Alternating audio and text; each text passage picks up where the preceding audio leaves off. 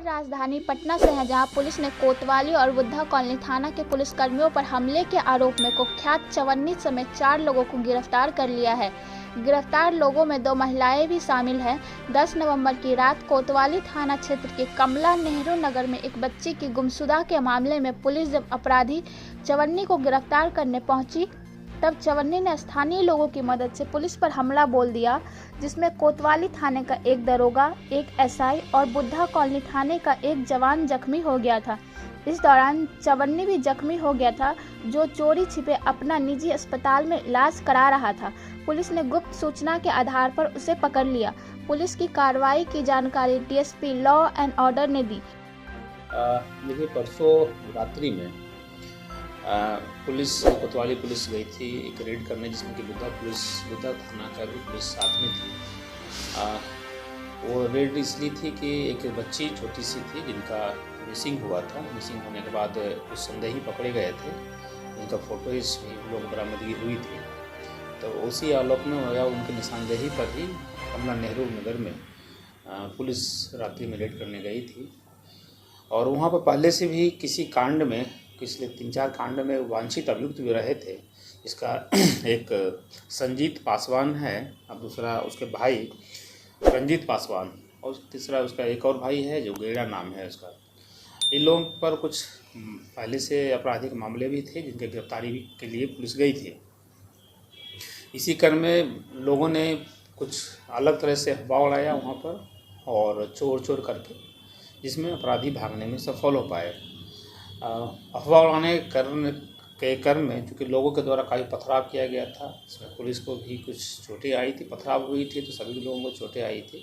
इस क्रम में जानकारी मिली कि जो इसका मुख्य अभियुक्त है चवन्नी, इसका संजीत पासवान और चवन्नी, उनको भी चोटें लगी थी और वो कहीं पास में इलाज करा रहा था।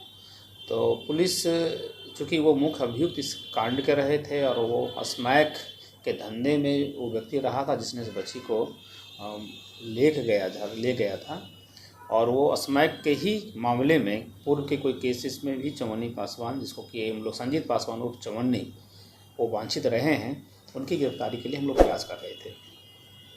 संजीत उर्फ चवन्नी पासवान कहीं पास के अस्पताल में इलाज रत रहे हैं। इसके लिए हम लोग लगातार आसूचना संकलन कर रहे थे, आसपास के लोगों का सहयोग प्राप्त कर रहे थे। इस क्रम में जानकारी मिली कि पास के कई अस्पताल में वो गलत तरीके से वहाँ एडमिट हुए हैं, जो कि अपना साक्ष्य को छिपाते हुए, अपने मूल बातें को नहीं बताते हुए वहाँ पर एडमिट हुए हैं और इलाज करा रहे हैं।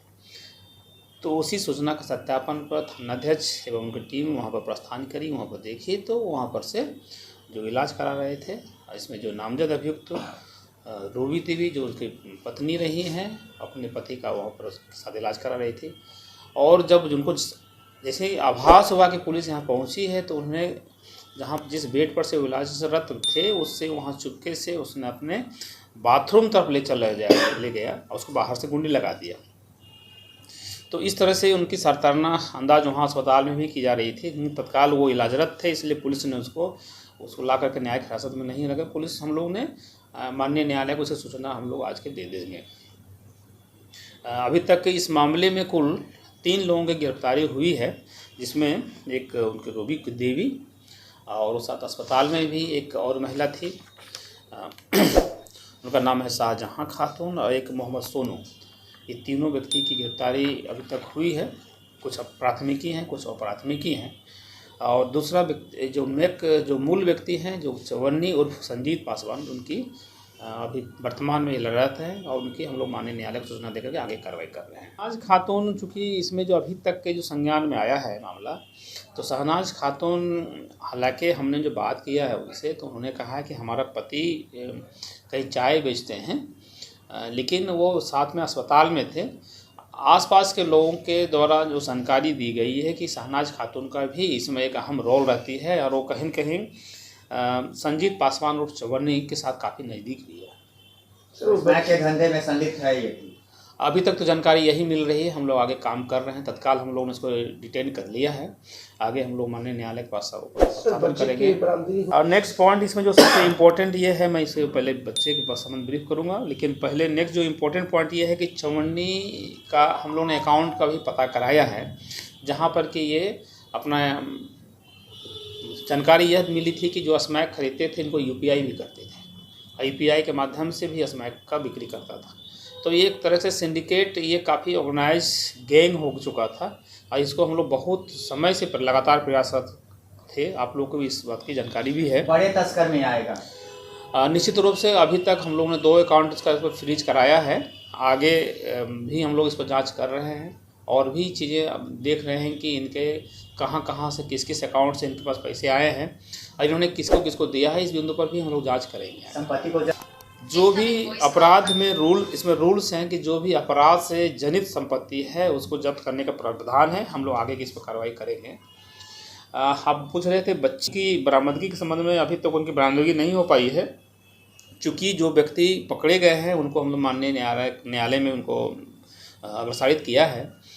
उस व्यक्ति चूँकि नशे के हालत में था और उन्होंने बच्ची को अपने अगवा किया था और उनके द्वारा जो स्टेटमेंट दिया गया है, स्टेटमेंट कई तरह का डिफर स्टेटमेंट है। उन्होंने जितने भी स्टेटमेंट दिया हर एक जगह हम लोगों ने रेड कराई है। रेड कराने के बाद बरामदगी वहाँ पर नहीं हो पाई है। संभव है कि उनको अच्छे तरीके से याद नहीं है कि हमने बच्ची को आखिर रखा कहाँ है, किसको दिया है। इस पर हम लोग हमारी टेक्निकल टीम हम लोगों ने टीम बनाया है। उस टेक्निकल टीम अच्छी तरह से काम कर रही है। फ़िलहाल उसको हम लोग माननीय न्यायालय में भेजा है। उसके बाद जैसे हम लोग कुछ और लीड मिलता है उसको हम रिमांड लेकर के आगे काम करेंगे।